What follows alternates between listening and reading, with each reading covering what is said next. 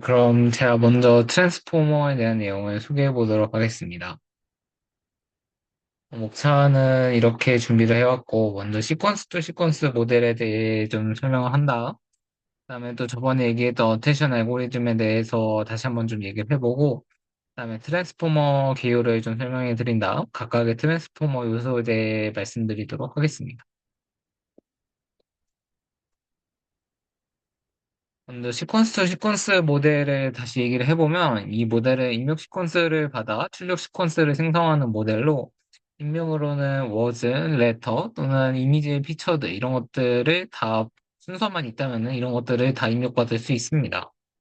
그리고 시퀀스 투 시퀀스 모델은 인코더와 디코더로 이루어져 있어서 그 인코더에서 하는 이 인코딩이라는 작업은 입력 데이터를 어떤 규칙에 따라 변환하는 작업을 의미하고 그다음에 디코더가 하는 디코딩이라는 작업은 인코딩된 정보를 원래의 정보로 되돌리는 작업을 의미합니다. 그래서 인코더가 하는 것은 바로 입력 시퀀스들에 포함된 정보를 처리하여 하나의 컨텍스트 벡터로 변환하는 것인데 여기 인코더에 출력이 되는 것이 컨텍스트 벡터, 여기 있는 H 컨텍스트 벡터가 되는 거고 이 변환된 컨텍스트 벡터를 디코더가 이제 입력을 받아서 이제 출력 시퀀스를 다시 순차적으로 생성하는 게 시퀀스 투 시퀀스 모델이 되겠습니다.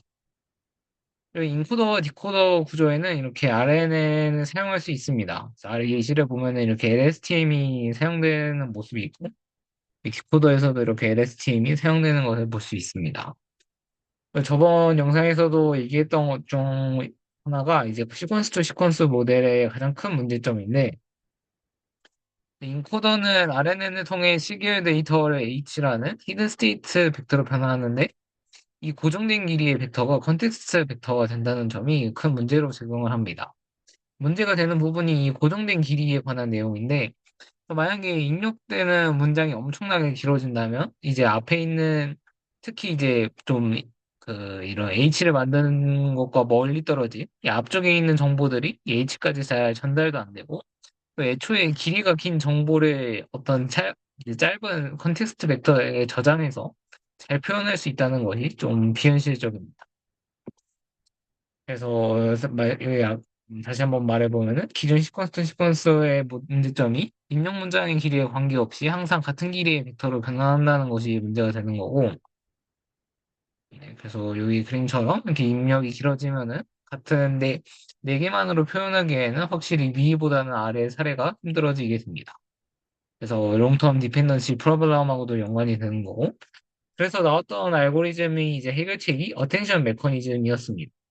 디코더가 출력을 생성할 때 이제 시퀀스 모델 같은 경우 인코더에 그냥 그 컨텍스트 벡터만 입력을 받아서 이걸로만 이제 출력을 생성했는데 그것이 아니라 인코더의 모든 히든 스테이트를 동적으로 참조하다는 것이 어텐션 메커니즘의 주 내용이 되고 그래서 출력 시점마다 입력에서 어떤 부분이 중요한지를 계산하여서 필요한 정보를 선택적으로 집중하는 것입니다.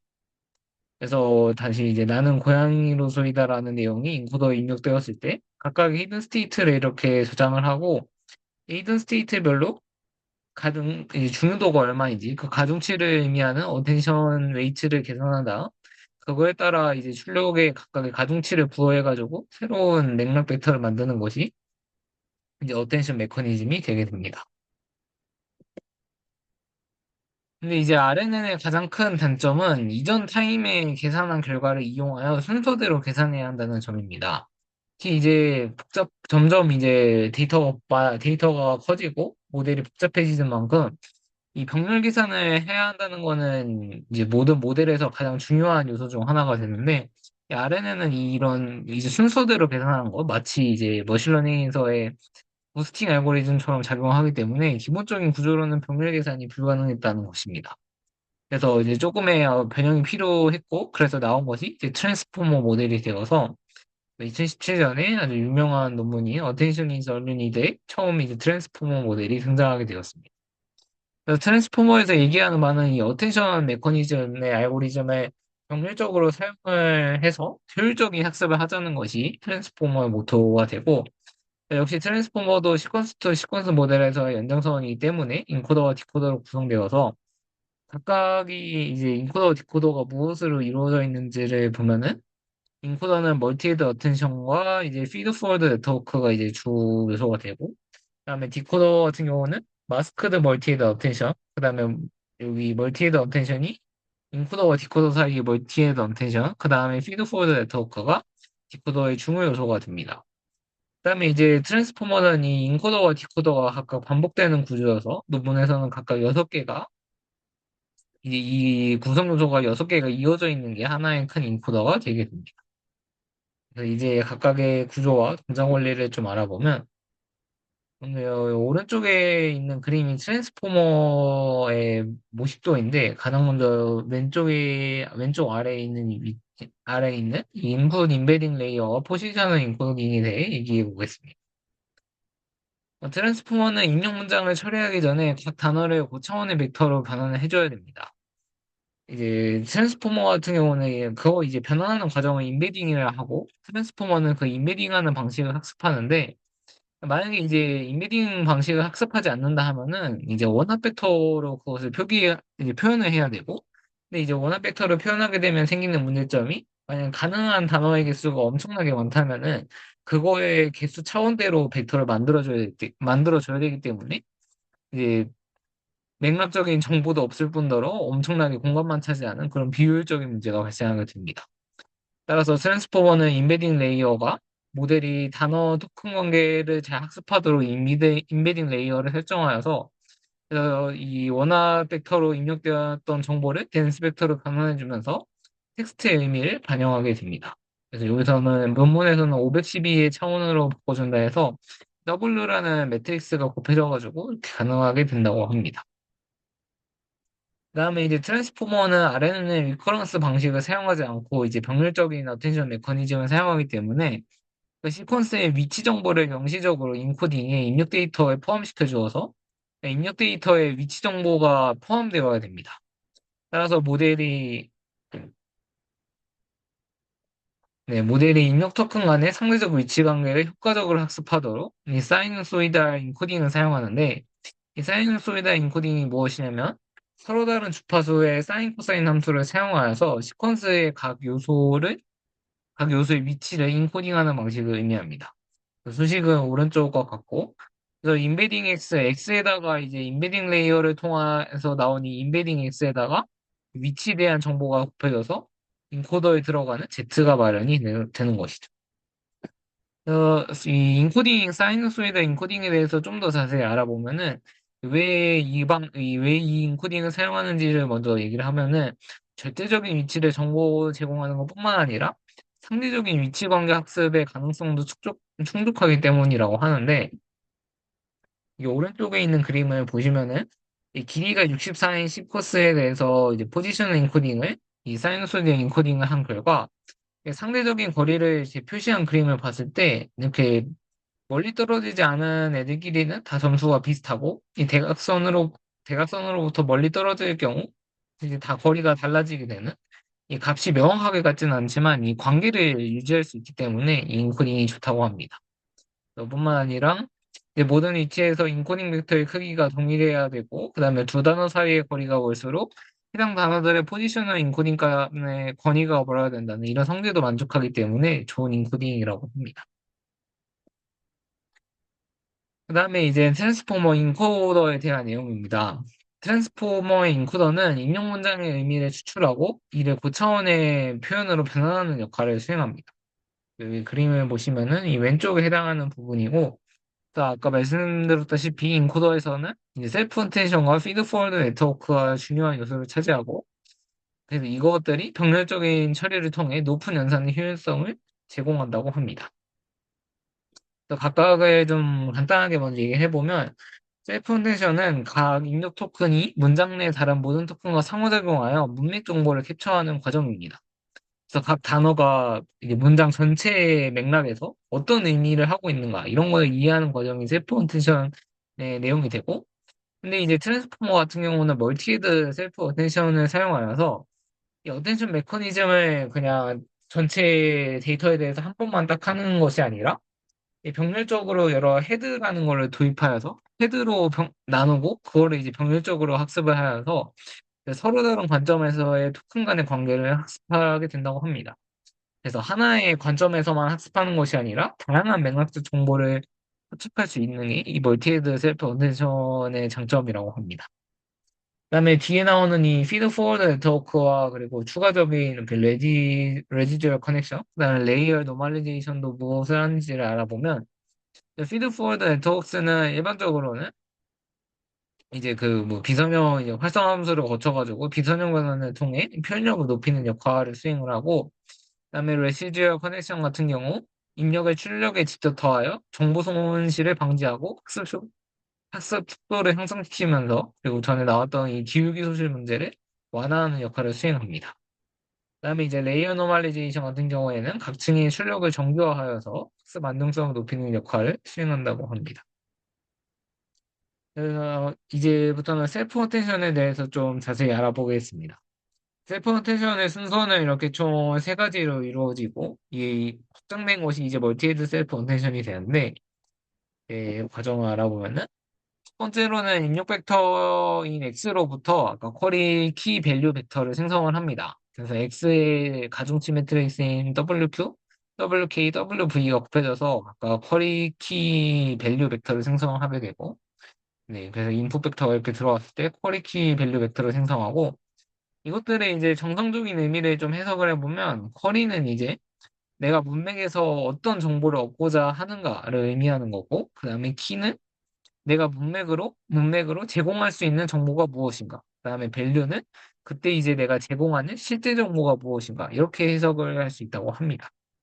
그래서 이게 약간 좀 이해가 안 갈 수도 있는데, 여기서 유사도의 의미를 보면은 좀 이해가 될 수도 있습니다. 그래서 두 번째 하는 과정이 각 쿼리 벡터와 모든 키 벡터를 비교하여 유사도를 계산한 다음에 거기에 이제 소프트맥스를 적용하여서 확률 분포로 변환하는 과정인데, 결국 이 커리와 키의 유사도를 계산한다는 것은 결국 어떤 정보를 얻고자 하는 것과 그리고 내가 실제로 제공할 수 있는 정보가 무엇인지에 대한 유사도를 판단하는 것이다 보니 결국 내가 얻고자 하는 정보에 얼마나 부합하는가 이런 것들을 조사하는 게 유사도를 구하는 거다라고 이해를 하게 됩니다.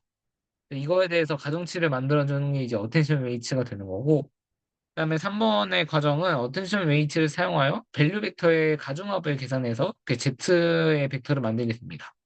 그래서 이제 Z가 의미하는 바도 생각을 해보면은 커리와 키 유사도를 고려하여 이제 문맥 속에서 실제로 얻는 정보를 의미하기 때문에 결국 내가 원하는 정보와 부합한 정보의 그 얼마나 부합하는지를 계산하고 얼마나 부합하는지에다가 실제 얻어내는 정보를 곱해가지고 이제 문맥 정보가 Z가 이제 만들어지게 되는 겁니다. 그다음에 또 아까 말씀드렸다시피 이제 멀티헤드 셀프 어텐션이라 해서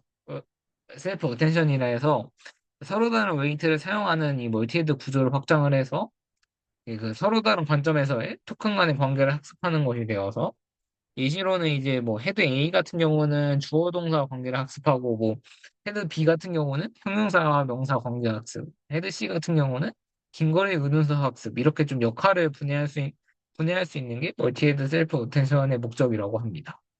그리고 멀티헤드 셀프 어텐션 같은 경우에는 마지막에 각각에 만들어진 이 Z들을 컴퓨트한 다음에 마지막에 매트릭스 하나를 더 곱해줘가지고 Z를 만들어낸다고 합니다. 그 다음에 이제 인코더의 나머지 부분인 이 피드 포워드 네트워크랑 레지드 커넥션, 레이어 노멀리제이션을 보면은 피드 포워드 네트워크에서 이 알아야 되는 내용이 이제 동일한 인코더에서는 파라미터 쉐어링을 할 수 있다는 점이 이제 또 특징이 되는 거고, 그다음에 뭐 레지디어 커넥션은 다른 특별한 내용 없고, 레이어 노멀리제이션에서 왜 하필 레이어 노멀리제이션을 하는지를 좀 조사를 해보니 각 토큰 벡터마다 독립적으로 정규화하여서 병렬 처리에 적합하고, 또한 이제 배치 크기가 가면적이며 토큰의 길이가 다양하면서 시퀀스 간 독립성이 중요한 NLP 문제에서는 이 레이어 노멀리제이션이 배치 노멀리제이션보다 더 적합하다고 합니다. 그래서 얘를 사용하는 이제 이유가 되는 거라고 합니다. 그 다음은 이제 트랜스포머와 디코더에 대한 내용입니다. 이제 트랜스포머와 디코더는 인코더의 출력과 타겟 시퀀스를 입력받아 최종적으로 출력 시퀀스를 생성하는 역할로 이렇게 마스커드 셀프 어텐션, 인코더 디코더 어텐션, 피드 포워드 네트워크스, 그 다음에 병렬 처리를 제공한다고 합니다.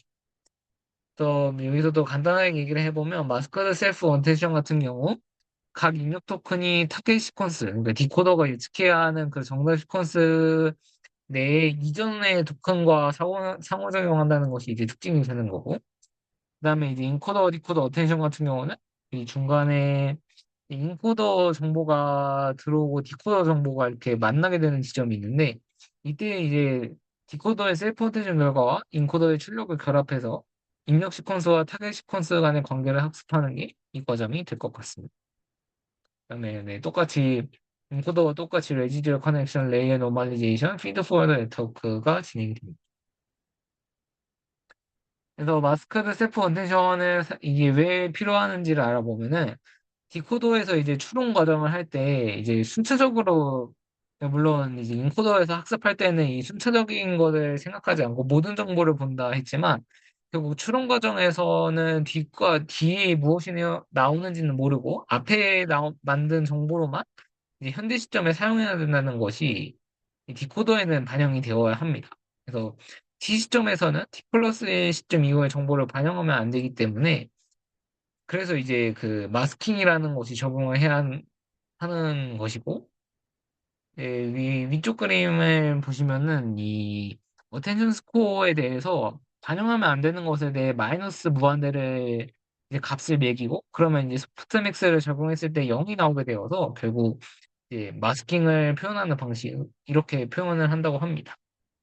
그래서 마스킹을 통해 참조하면 안 되는 퀄키상의 어텐션 스코어를 이렇게 마이너스 무한대로 두어서 0으로 만드는 것이고 또 예시를 들어보면은 타겟 시퀀스가 만약에 스타트 뭐 이름하고 레스 CHATS 이렇게 있을 때 첫 번째 토큰이 들어올 때에는 자기 자신만이 참조가 가능하고 두 번째 토큰이 들어올 때에는 첫 번째 토큰과 두 번째 토큰만 이제 참조를 하게 되고 그 반영을 하게 되고 그다음 세 번째 토큰 같은 경우에는 이제 1, 2, 3번의 토큰을 이제 반영하게 되는 게 이 마스크드 셀프 어텐션의 내용이 될 것 같습니다.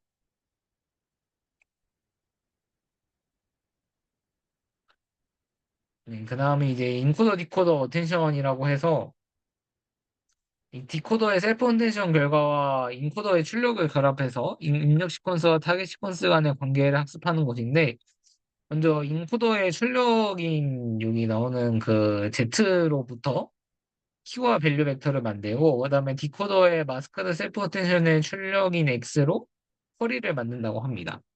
그러니까 결국 여기서의 원하는 정보는 디코더의 입력에 해당하는 거에 대한 마스크드 셀프, 마스크드 멀티헤드 어텐션을 통한 이 내용이 이제 결국 쿼리가 되는 것이고, 그다음에 인코더로 우리가 저장한 정보에 대해서 얼마나 부합하는지를 계산한 다음에 실제 그 정보를 가져가는 방식, 가져가는 내용이 이제 멀티헤드 셀프 어텐션, 인코더 디코더 어텐션이 되게 됩니다. 여기서도 보면은 마스크드 셀프 어텐션을 쿼리를 만들고 인코더에 나온 언어로는 키랑 밸류를 만든다는 게 인코더 디코더 어텐션이 됩니다. 디코더의 구조를 살펴보면은 여기서 디코더 인풋이 들어왔을 때 레지디어 커넥션과 마스크드 셀프 어텐션으로 그리고 레이어 노멀리제이션을 거쳐가지고 여기서 이제 Z가 만들어져서 이 Z가 쿼리를 만들게 되고 그다음에 인코더 아웃풋을 통해 여기 이제 키 밸류를 만든다. 이 셋 사이에 크로스 어텐션을 진행한 다음에 이제 레이어 노멀리제이션, 피드 포워드 네트워크 또 레이어 노멀리제이션을 거쳐야지 이제 디코더의 출력이 최종적으로 만들어지게 됩니다. 트랜스포머 구조를 마지막으로 정리를 해보면 네, 그래서 트랜스포머 아키텍처를 봐보면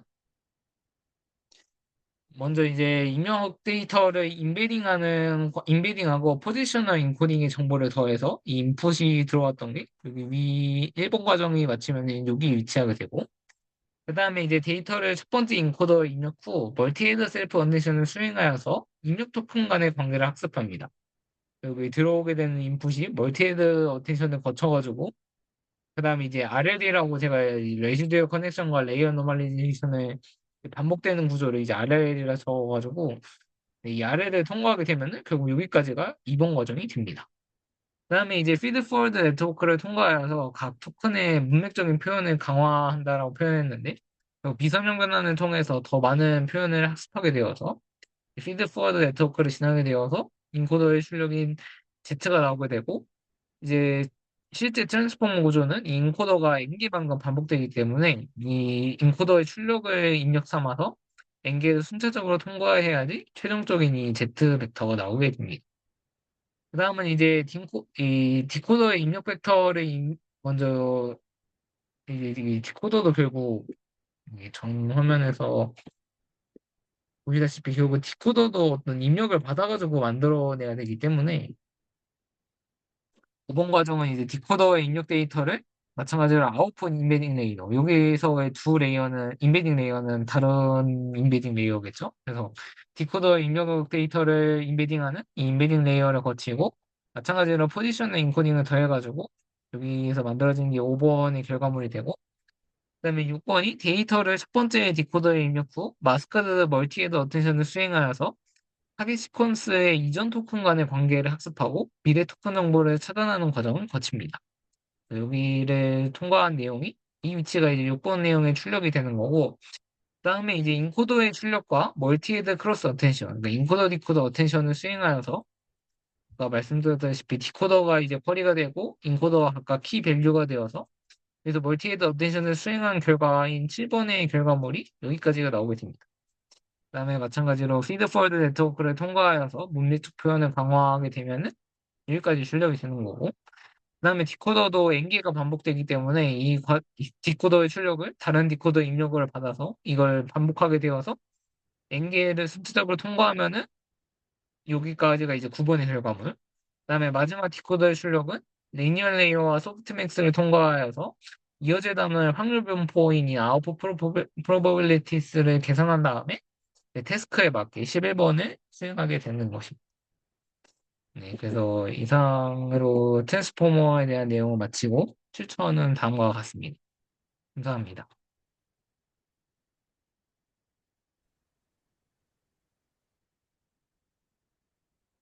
네, 안녕하세요. 이어서 이제 비전 트랜스포머와 타임 시리즈 트랜스포머를 설명드리겠습니다. 먼저 비전 트랜스포머는 이제 앞서 주로 적용했던 NLP 분야뿐만 아니라 이미지 관련 태스크에도 트랜스포머를 어떻게 하면 적용할 수 있을까? 이런 이제 고민에서 시작을 했다고 보면 되는데요.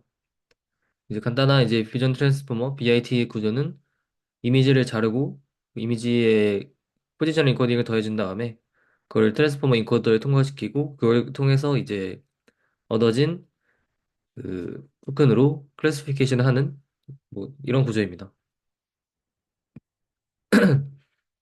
그래서 이 세부적인 스텝을 하나씩 설명을 드리면은 첫 번째로 이제 2D 이미지를 그 패치로 자릅니다. 그러니까 저기 사진을 보시면은 그래서 100 곱하기 100 이미지를 가로 세로 이제 4등분 한다고 하면은 이제 패치의 크기는 25가 되고 사이즈는 4의 제곱해서 16개 이렇게 됩니다. 이렇게 해서 이렇게 패치로 이렇게 잘라서 원디멘셔널 시퀀스로 바꿔주고요. 그리고 두 번째 스텝은 이제 그 나눈 그 시퀀스를 포지션 인코딩을 인베딩해서 더해주는 건데요. 이거 같은 경우는 이제 이게 원래 이미지가 2차원이지만 사실 2차원으로 인베딩 하나, 1차원으로 인베딩 하나 그게 그렇게 성능 차이가 많이 안 난다 해가지고 간단하게 그냥 1차원 포지션 인베딩을 사용한다고 합니다. 그렇죠. 그리고 다음으로는 이제 트랜스포머 인코더 이제 네트워크를 지나게 되는데요. 여기서는 이제 멀티헤드 셀프 어텐션과 MLP를 사용해서 네트워크를 지나게 됩니다. MLP에는 이제 운영칭이 두 개를 넣어줬고 그리고 활성 함수로는 GLU 함수를 사용해서 보내줍니다. 여기서도 마찬가지로 레이어 노멀라이제이션과 레지듀얼 커넥션을 해서 네, 인코더 블럭을 통과한 다음에 더해주는 그런 과정을 지나게 됩니다. 그리고 마지막으로 클래시피케이션 같은 경우는 이제 출력된 이제 하나의 토큰이 있는데요. 그 마지막 그 토큰 값으로 이제 클래시피케이션을 하는 그런 단계입니다.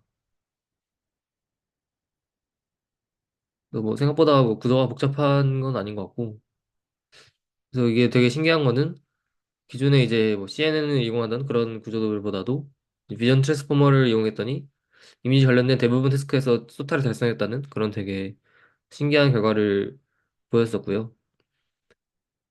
네, 그 다음으로는 이제 VAT를 좀 더 변형시킨 또 다양한 모델들에 대해 설명드리겠습니다. 첫 번째로는 크로스 VAT라는 모델이 있는데요. VAT에서의 이제 어떻게 보면 한 단점 중 하나는 이제 패치 사이즈를 작게 할수록 좀 더 자세하게 이제 이미지들을 설명할 수 있다 보니까 성능이 좋아지지만 이제 그렇게 하다 보면 당연히 이제 파라미터가 많아지기 때문에 연산량이 많아지는 그런 트레이드오프가 있었습니다. 그래서 이를 좀 해결하기 위한 모델 구조인데요. 그래서 스몰 패치와 라지 패치를 이렇게 나눠가지고 그래서 작은 패치들을 되게 계산하는 레이어와 좀 큼직큼직한 패치들을 계산하는 레이어를 나눠가지고 그거를 네, 각각 보내주고 그거를 이제 크로스 어텐션으로 또 저희 트랜스포머 구조에서 얻을 수 있는 이점을 더해줘서 마지막에 합쳐주는 그런 구조입니다. 다음으로는 이제 CVT라는 구조인데요. 이건 이제 계층적인 구조로 컨볼루션을 트랜스포머와 이렇게 합쳐버린 그런 구조입니다. 여기서 크게 이제 컨볼루셔널 토큰 인베딩과 컨볼루셔널 트랜스포머 블락 이런 두 가지가 좀 핵심인데요. 여기서 재미있는 건 또 이제 포지셔널 인코딩을 하지 않아도 되게 학습이 잘 된다는 그런 이제 재미있는 부분이 있습니다. 그 이유는 이제 컨볼루션이 어떻게 보면은 그 지역적인 정보를 다 잘 담기 때문에 그렇다고 합니다. 네, 그래서 이제 좀 설명을 드리면은 이제 그 그림에서 봤을 때 가장 아래쪽에 있는 A 부분이 이제 저희가 원래 알고 있던 이 쿼리 키 밸류, 그러니까 어텐션을 계산하는 방법인데요. 그렇게 하는 게 아니라 여기서는 이제 저렇게 일렬로 그러니까 1차원으로 나열되어 있는 토큰을 2차원으로 변형한 다음에 2차원에서 이제 또 각각 컨볼루션을 태워가지고 이 쿼리 키 밸류를 뽑아냅니다. 거기서 이제 또 어텐션을 계산하고 이걸 이제 또 다 그러니까 저렇게 이제 뽑아낸 2차원의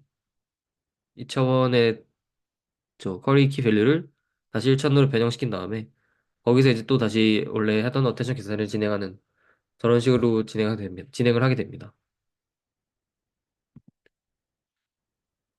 그래서 다음으로는 이제 스윈 트랜스포머라는 또 구조가 있습니다. 스윈 트랜스포머의 이제 주요한 특징은 로컬 윈도우를 통해서 계층마다 다른 해상도의 아웃풋, 그 패치 사이즈를 다 다르게 한다는 건데요. 또 두 번째로는 이제 마지막에 CLS 토큰을 이용하지 않고 그냥 전체 토큰의 평균으로 클래시피케이션을 하는 그런 특징이 있습니다.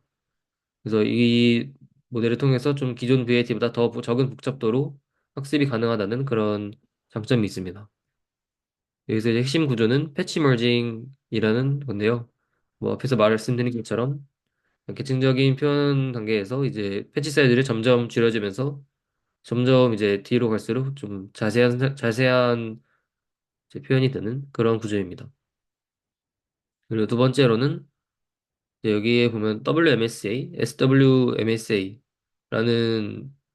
이제 저게 멀티 헤드 셀프 어텐션인데 WMSA는 로컬 윈도우 저희가 나눈 그 패치들 또 안에 있는 그 패치들 사이에 셀프 어텐션을 구하는 거고요.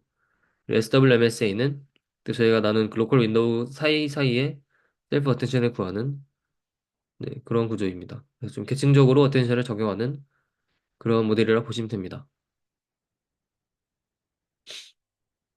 다음으로는 이제 BIT라는 모델인데요. 네. 이거 같은 경우는 이제 입력 이미지를 먼저 비주얼 토큰셋으로 변환을 합니다. 이걸 이제 그 다음에 여기서 이제 토커나이저로 이제 디스크리트 VA 이건 이제 좀 사전 학습된 VA를 사용하는 것 같고요. 그 다음에 이제 버트를 학습시킨 방법처럼 이제 마스크드 이미지 모델링 이제 마스킹을 하고 마스킹된 부분을 예측하게 하는 그런 학습을 진행하게 됩니다. 그리고 마지막으로 이제 그렇게 사전 학습시킨 다음에 이 파인 튜닝을 통해서 클래시피케이션 혹은 다른 또 세그멘테이션 태스크들을 이제 진행하는 그런 구조입니다.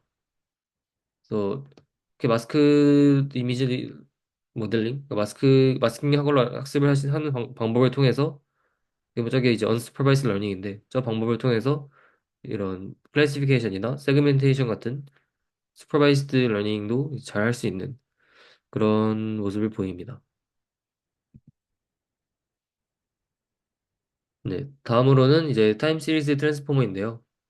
타임 시리즈 트랜스포머도 마찬가지로 이제 타임 시리즈에서도 어떻게 하면 트랜스포머를 잘 쓸 수 있을까? 이런 이제 모티베이션으로 시작을 한 건데요. 여기서 이제 일단은 가장 기본적인 타임 시리즈 트랜스포머를 보시면은 이제 아래와 같은 과정으로 이루어집니다. 먼저 입력 데이터를 변환하게 되는데 사실 이제 타임 시리즈 데이터도 어떻게 보면 되게 이제 뭐 NLP랑 비슷하게 좀 시퀀셜한 데이터이기 때문에 이렇게 어떻게 보면 간단하게 좀 표현이 가능한데 그래서 여기서 이제 원래 원본 입력 데이터가 이제 m개의 변수 그 이제 타임 시리즈 했을 때 뭐 하나의 변수가 있는 게 아니라 m개의 변수가 있을 수 있는데 그 m개의 변수와 그 w개의 타임 윈도우 저희가 설정한 타임 윈도우 렉스를 가진 저렇게 2차원 데이터가 있습니다. 그래서 여기서 프리트레이닝 과정에서는 일부를 마스킹한 다음에 마스킹된 부분에 예측하는 방식으로 학습을 하고 파인 튜닝에서는 마스킹 없이 바로 데이터 넣어서 슈퍼바이스 러닝을 하는 그런 방식으로 학습을 합니다. 그래서 여기서 이제 포지셔널 인코딩도 마찬가지로 이제 넣어줘야 되는데 여기서 그냥 트랜스포머 마찬가지로 그냥 이제 포지셔널 인코딩을 더해주는 방법이 있고 그 사인 함수, 코사인 함수 이루어진 그걸 더해주는 방법도 있고 아니면은 이제 이 타임 시리즈에서는 좀 학습이 되는 러너블한 파라미터를 통해서 포지셔널 인코딩을 더해주는 그런 방법도 주로 사용을 한다고 합니다. 이렇게 다음으로 이제 인코딩까지 완료된 이제 벡터를 트랜스포머 블럭에 넣어주는데요. 여기서 이제 또 다른 아까 이제 트랜스포머와 좀 다른 점은 레이어 노멀라이제이션 대신에 배치 노멀라이제이션을 사용한다는 이제 그런 특징이 있습니다. 여기서는 일단은 이제 NLP와 다르게 이제 어느 정도 시결 데이터의 길이가 막 엄청 다르지 않기 때문에 배치 노멀레이션을 사용하는 게 좀 더 좋다고 합니다. 네. 그래서 이제 아까 말씀드린 것처럼 프리티네이닝 과정에서는 마스크를 씌우고 마스크를 예측하는 그런 방법을 학습을 하고 이제 실제 값과 예측값 사이에 MSE를 구해서 모델을 학습을 하게 됩니다. 그리고 파인튜닝 단계에서는 이제 인풋을 넣어주고 그 아웃풋에서 저희가 뭐 예를 들어서 클래시피케이션 한다고 하면은 클래시피케이션을 하는 뭐 값과 저희가 예측한 값의 뭐 차이를 한 크로스 엔트로피 같은 로스를 통해서 계산하고 파인 튜닝을 하게 되는 그런 과정을 거칩니다. 그리고 그 이제 저희 결론적으로 요약하면은 타임 시리즈 트랜스포머는 트랜스포머 인코더 구조만 사용을 하는 어떻게 보면 그런 구조이고요. 그 다음에 이제 프리트레이닝을 위해서 좀 연속적인 길이의 인풋 마스킹을 사용하는 그런 방법을 택합니다. 그리고 또 레이어 노멀라이제이션 대신에 배치 노멀라이제이션을 사용하는 그런 특징을 가지고 그리고 이제 파인 튜닝 단계 아까 말한 프리트레이닝 마스킹이 아니라 파인 튜닝에서 저희가 클래시피케이션, 리그레션, 포캐스팅 등 다양한 태스크에 적용할 수 있습니다. 그래서 이렇게 프리트레이닝 없이 그냥 저 파인 튜닝에서 하는 이런 클래시피케이션, 리그레션 같은 슈퍼바이스 러닝만 했을 때보다 이제 프리트레이닝 모델을 통해서 학습을 하고 인코더를 학습하고 그걸 이용해서 슈퍼바이스 러닝 하는 게 훨씬 더 우수한 성능을 하는 것을 확인했다고 하는 되게 재밌는 특징이 있습니다. 다음으로는 이제 이 타임 시리즈 트랜스포머의 좀 변형된 버전인 패치 TST입니다. 패치 TST는 이제 좀 저 롱텀 시리즈 롱텀 타임 시리즈 포캐스팅 저 LTSF라는 거의 이제 뜻인데요. 좀 이제 길이가 길어졌을 때 예측을 하는 그런 거를 잘하기 위한 모델입니다. 그래서 여기 이제 핵심적으로 간단히 요약을 하면은 먼저 이제 m개의 변수가 있는 다별량 이제 타임 시리즈 데이터를 이제 하나하나씩 변수를 다 쪼개서 단별량 데이터로 분할합니다. 그리고 단별량 데이터를 이제 트랜스포머에 넣어가지고 이제 각각 단별량 데이터별로 예측을 하는 그런 구조입니다. 그래서 마지막으로 이제 그거를 다 통합을 해서 최종적으로 미래 데이터를 예측하는 이제 그런 뭐 구조인데요. 그래서 이제 자세히 하나씩 하나씩 보면은 먼저 이 LTSF의 목표는 M개의 변수 이루어진 시계열 데이터 이제 L 길이 가진 시계열 데이터를 통해서 이제 T 길이의 미래 데이터를 예측하는 것을 목표로 하는 이제 그런 태스크입니다.